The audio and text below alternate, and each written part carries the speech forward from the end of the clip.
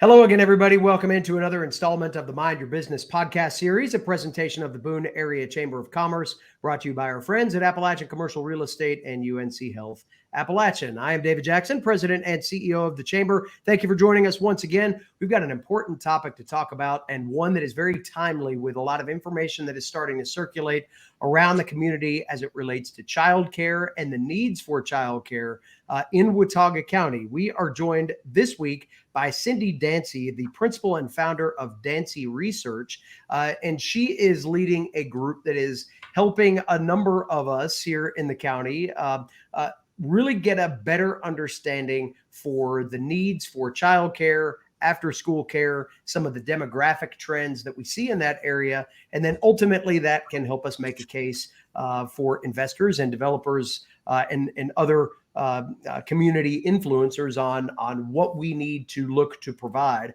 for our community to thrive in all the ways that we would like it to. So Cyndi, thank you very much for joining us. I know that this is a deep topic to get into, but really have appreciated you hitting the ground running on this and look forward to hearing more about it here today.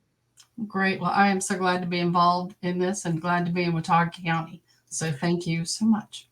Well, tell us a little bit first about Dancy Research and some of the things that you are able to help communities unlock when it comes to the numbers behind the story, so to speak.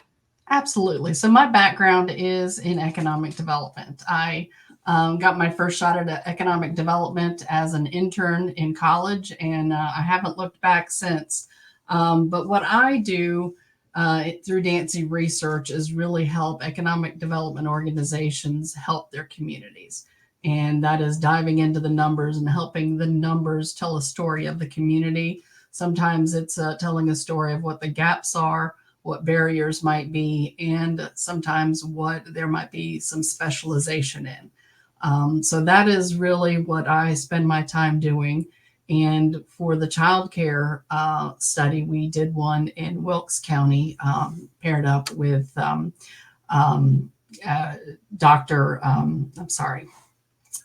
up with somebody from Appalachian State, that we would take a look at childcare, what the infrastructure is and what exists, and really pair that up with the economics and how the community is doing and how childcare is a barrier to labor force participation, could be a barrier in getting all of the workers that businesses need, and could possibly hold back some in finding the work that they might enjoy and help their families. So I know that a lot of folks will say, well, we know that we've got a childcare problem here, but can you address from your economic development perspective the difference between anecdotal information, the info that you pick up in the church parking lot or on Facebook on a random day that you're scrolling by, and actual factual data that is supported by surveys, group gatherings, and things along those lines? How does that information, how it's generated, differ when it comes to actually developing the product that you're reaching for? So data is key in this day and age. Data driven is a common phrase we learn, and that is found through some census data. We can take a look at demographics of the community and how those are divided up between parents and singles or those who no longer have children at home. But we also are planning a deep dive into the community surveys. We are doing several surveys with parents. We are also talking to childcare providers. We are talking to employers in the community, as well as other partners, nonprofit groups, and others such as the Chamber and schools and other organizations. And through that, we learn more about the experiences, and together we help to enumerate some of those experiences into finding some gaps. So that paired with the census data helps us to get to some numbers on what the gaps might be and really get the story that the numbers are telling rather than just anecdotal information. So to give a little background about where we got to this point and how Dancy Research came to be our partner in this work, the Watauga County Economic Development Commission, which is kind of a work arm of the Boone Area Chamber of Commerce now, had been studying this topic and involved in many conversations around childcare for a number of years now, and took particular interest to a study that was authored in Wilkes County by Dancy Research and some partners at Appalachian State University. One of those, Dr. Pam Shue, who actually lives in Boone and works on campus quite regularly with efforts within the childcare realm. So having a local expert that's on the ground combined with an organization that does this research and just did this in a neighboring county, as you can imagine, there were some eyebrows that were raised by the possibilities. So the Watauga EDC worked to get a funding allocation from the Watauga County Board of Commissioners through the Economic Development Fund that is available for work like this. A capital reserve account is what it's called. And there were 2 private businesses that invested money in this project as well to simply help find out what the landscape looks like. Everything from quality childcare, how much need there may be, what demographics are experiencing some of the challenges in being able to get into slots, what the future looks like, and ultimately try to build a business case around what expansion of quality, attainable childcare could look like for the community. So, Cyndi, with all of that said, you were involved on that Wilkes project that got us so interested to begin with. What were some of the things that you noticed from that study about a neighboring county? And certainly county lines mean a lot. They don't necessarily mean an apples to apples comparison, but what did you find out in the Wilkes County that intrigued you about their opportunities that may lead them to some solutions down the road? Absolutely. So one of the things I would like to state is that a lot of the childcare studies that have been done, at least locally, and things that people are used to hearing, is the importance of those first 2,000 days of a child's life, the importance of early education, of early childhood education.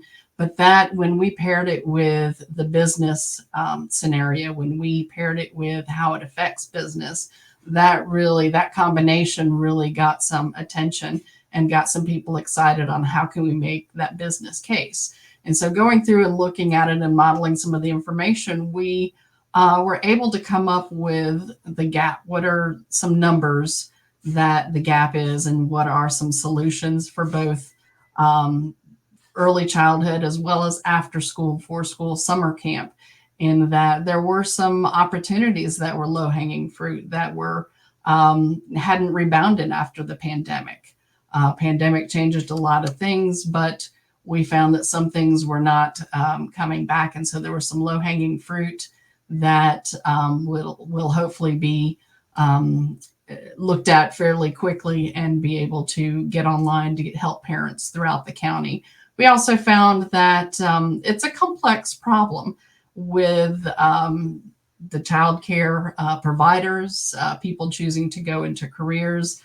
Labor force is an issue for a lot of employers, and it also is one for child care providers. And so we need to look at that aspect as well, and how groups can help support and help drive people towards child care careers that really enjoy being around children and helping with that essential early childhood education.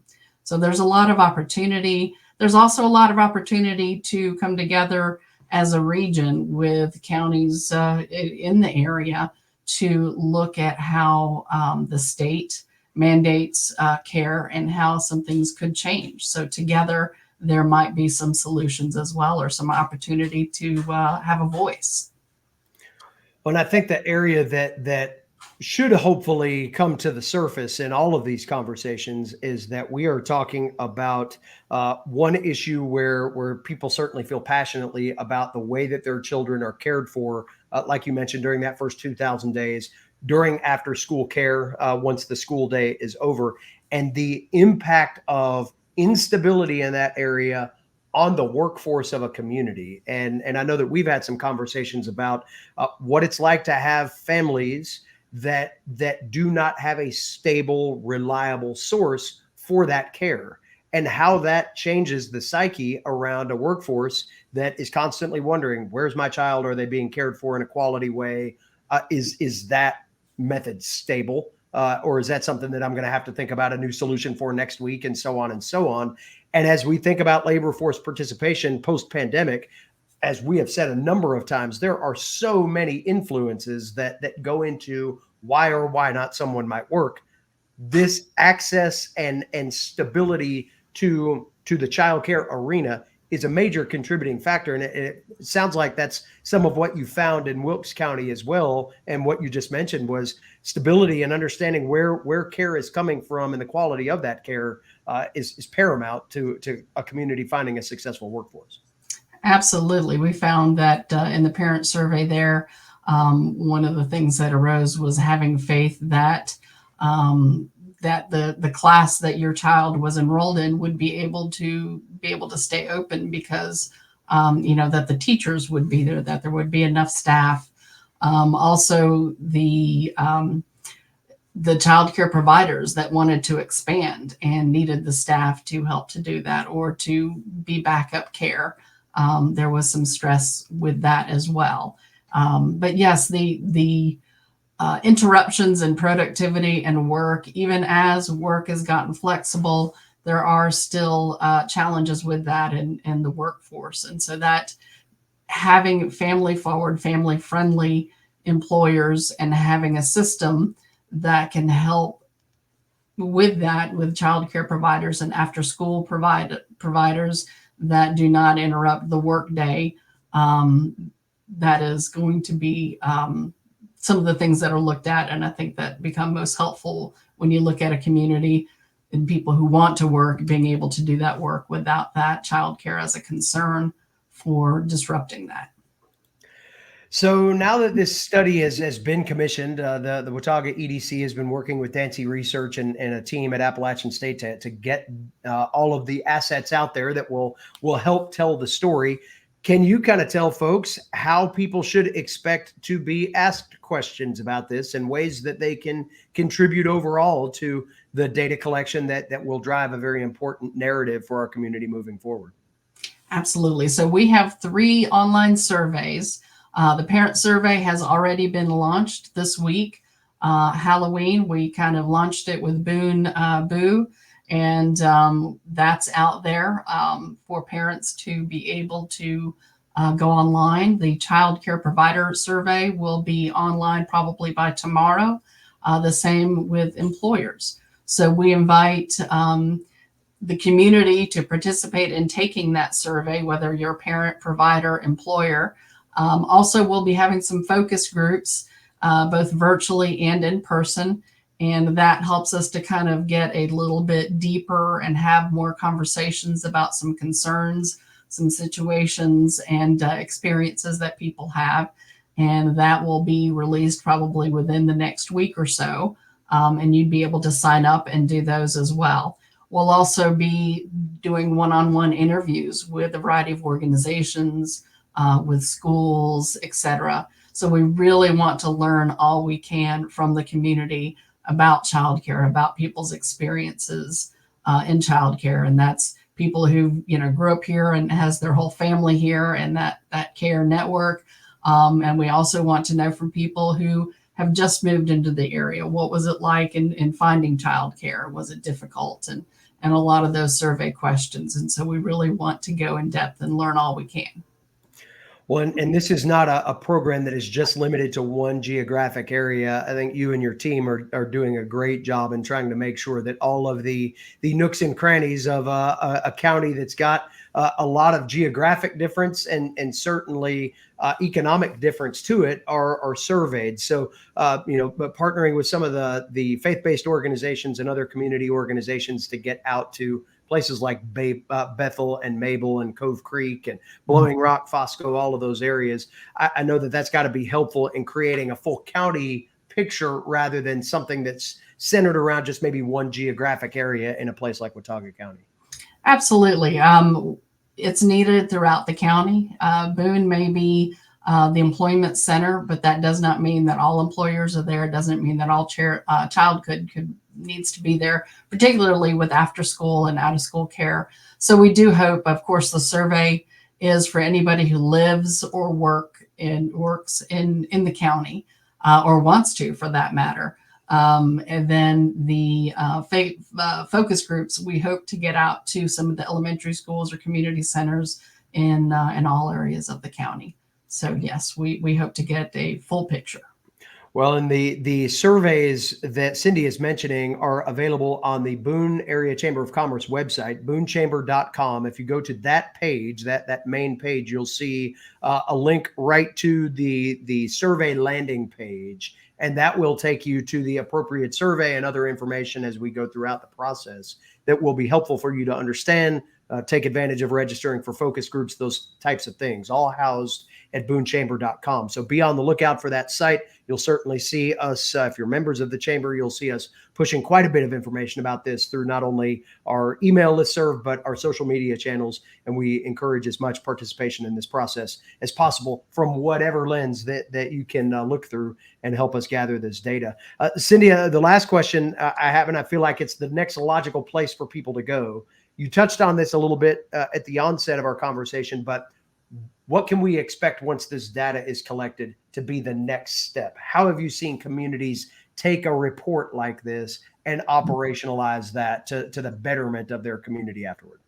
Absolutely. So after myself and Dr. Shue with App State have all the information, kind of be able to take a look at what some of those gaps are, and really work with the team on making some recommendations on what is next, what makes sense to do, and really kind of find the champions in the community to partner up and go after some of those recommendations.